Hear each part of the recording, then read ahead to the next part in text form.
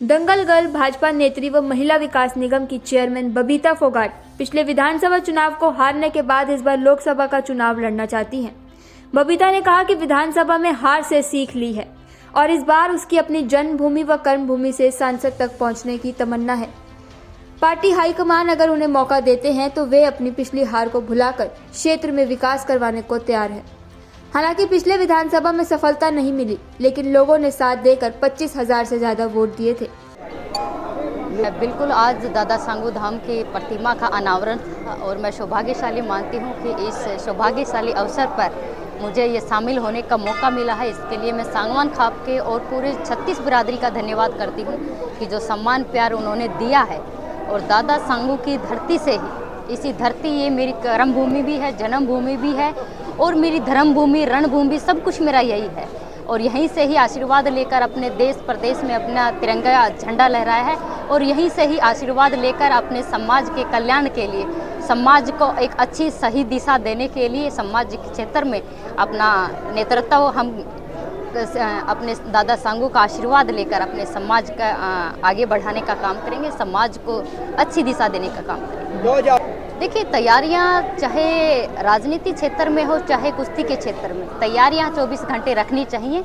और ये तो बाकी जो 2024 आने वाला है, लोकसभा चुनाव भी हमारे हैं, शायद विधानसभा चुनाव भी साथ में हो जाए। बस अभी आपने देखा होगा कि भारत विकसित यात्रा जो है माननीय प्रधानमंत्री जी के नेतृत्व में घर घर गांव तक वो यात्रा जा रही है और उस यात्रा से भारतीय जनता पार्टी की और माननीय प्रधानमंत्री जी के द्वारा जितनी भी जन कल्याणकारी योजनाएं चल रही हैं उनका प्रचार प्रसार जो लोगों को लाभ मिल रहा है वो लोगों तक पहुंचे। और किसी को जानकारी नहीं है तो उससे जानकारी भी प्राप्त होगी और लोग ज़्यादा से ज़्यादा उस चीज़ का लाभ भी लेंगे और जो लाभान्वित हुए हैं उनको सम्मान करने का मौका मिलेगा।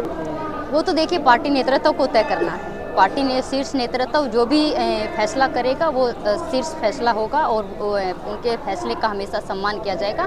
बाकी हम चरखी दादरी की जनता के ऊपर जो आशीर्वाद जो जनता ने दिया था और भारतीय जनता पार्टी ने 2019 में जिस विश्वास के भरोसे मुझे भेजा है, चरखी दादरी की जनता का विश्वास जीतना है और जन कल्याणकारी योजनाओं का लाभ पूरे अपने क्षेत्र में उनको योजनाओं का जितने लोगों को लाभ मिले और समाज की सेवा करने की तैयारी है आपकी। देखिए, वो तो पार्टी को, मैंने कहा पार्टी को तय करना है। बाकी मैं चरखी दादरी की जनता के लिए आशीर्वाद देकर भेजा था भारतीय जनता पार्टी ने। चरखी दादरी का आशीर्वाद प्राप्त करके यहीं से शुरुआत और यहीं पे ख़त्म सबसे ज़्यादा। बबीता जी, देखिए, पार्टी अगर दरकिनार करती तो उत्तर प्रदेश सबसे बड़ा राज्य है, उसके अंदर जिम्मेवारी मुझे मिली थी। अभी राजस्थान जो है हमारे लगता हुआ हरियाणा का क्षेत्र भी है और मेरे नानके भी राजस्थान से आती हैं। उसमें जयपुर संभाग बहुत बड़ा क्षेत्र आता है। जयपुर संभाग में उस क्षेत्र की भी जिम्मेवारी दी है। जहाँ भी चुनाव होते हैं पार्टी ने मुझे आशीर्वाद देकर मुझे भेजा है, विश्वास के भरोसे भेजा है और मैं गर्व करती हूँ कि शीर्ष नेतृत्व ने जो मुझे आशीर्वाद विश्वास के भरोसे भेजा है, मैंने ईमानदारी से मेहनत कर भारतीय जनता पार्टी को बुलंद करने का, भारतीय जनता पार्टी का झंडा लहराने का काम किया है।